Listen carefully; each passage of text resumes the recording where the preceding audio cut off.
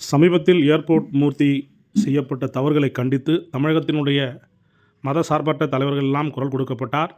ஜாதியை ஒன்றி மதத்தை ஒன்றி ஊன்றி மக்கள் ரத்தத்தை குடிக்கின்ற இரத்த வெறியாளர்கள் எல்லாம் ஏர்போர்ட் மூர்த்தி நல்லவர் நல்லவர் என்று போராடினார். எதற்கென்று புரியாமல் நீங்கள் எல்லாம் அவர்கள் சொல்வது நியாயம் என்று கருதுகிறீர்கள். இவர்கள் எல்லாருமே பிறர் சொத்தை அபகரித்து, பிறர் வாழ்க்கையை அபகரித்து, பிறர் பணத்தை அபகரித்து வாழக்கூடிய கெட்ட எண்ணம் பிடித்தவர்கள் தான் இவர்கள் அனைவருமே. இப்போது விசிக எடுத்த முடிவு நியாயமான முடிவு. விசிக தலைவரை எதிர்த்து பேசியதால் நடுரோட்டில் நின்று அடிக்கப்பட்டதுக்கான நியாயமான முடிவு. இது இளம் சிறுத்தைகளுக்கு வரவேற்கப்பட்ட விஷயமாக கருதப்படுகின்றது.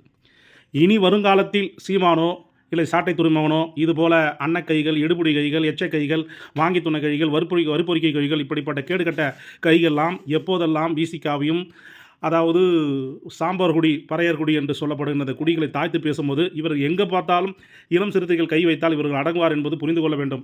இல்லை என்றால் இப்படிப்பட்ட நச்சு கொடிகள் பிற்காலத்தில் நமக்கு பெரிய விஷத்தன்மையாக அழிக்கக்கூடிய கொடூர விஷமாக மாறும் என்பது உணருங்கள்.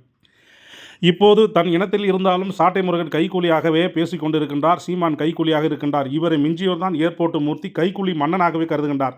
இவைக்கெல்லாம் ஹெட் ஆஃபீஸாக கருதப்படுகின்ற அமித்ஷா அவர்களும் மோடி அவர்களும் இவர்களை கையில் போய்த்துக்கொண்டு இதர பிரச்சனைகளை கையாளுகின்றார்கள். இவர்கள் ஆள்வதால் பணம் இவர்களுக்கு குடிக்கின்றது. அதனால் இதில் அடிப்படை விஷயத்தை கூறுகின்ற போது ஏழை எளியோர் மக்களுக்கு வாழ்வில் இன்னும் மட்டமாகவே வாழ்க்கை அமைகின்றது. எப்போதும் உயர்ந்த ஜாதிகளை உயர்த்தி பேசி, தாழ்ந்த ஜாதிகளை தாக்கி பேசி, தாழ்ந்த ஜாதியில் உள்ள திறமைகளை மட்டமாக்கி, தாழ்ந்த தலைவர்கள் எவரும் முன்னேறக்கூடாது என்ற எண்ணம் படைத்த சாட்டை துருமனுக்கு ஒரு சாட்டை காத்து கொண்டிருக்கின்றது. அவருடைய தலைவன் சீமானுக்கும் மறு சாட்டை காத்து கொண்டிருப்பது என்பதை புரிந்து கொள்ளுங்கள். இதுபோல் தான் அர்ஜுன் சம்பத் காலங்காலமாக பேசிக்கொண்டு அட்ரஸ் தெரியாமல், முகவரி தெரியாமல் இருக்கின்றார். நீங்களும் அந்த இடத்தை செல்வதற்கான தயார் நிலையில் உங்களுக்கு 2026 பதிலளிக்கும். நீங்கள் பணத்தை சம்பாதிப்பீங்க, ஆனால் மக்கள் மனசில் இடத்த சம்பாதிக்க மாட்டீங்க. புரிஞ்சுக்குங்க. நேரம் காலம் நெருங்கிடுச்சு. எப்போ பார்த்தாலும் விஜயை கிண்டல் பண்ணுறது, எப்போ பார்த்தாலும் இவர் திருமாவளவனை கிண்டல் பண்ணுறது.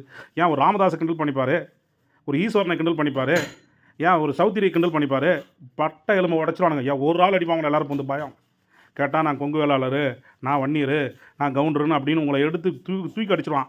இந்த அப்பாவி மக்கள், இந்த ஊமை ஜனங்கள் எல்லாம் கை கட்டி நீங்கள் சொல்வதெல்லாம் கேட்டுக்கொண்டு உங்களுக்கு டிக் அடித்து கொண்டு சப்ஸ்கிரைப் பண்ணுறது தான் நீங்கள் வாழாறீங்க. தண்டிக்கிற நேரம் வந்துடுச்சு.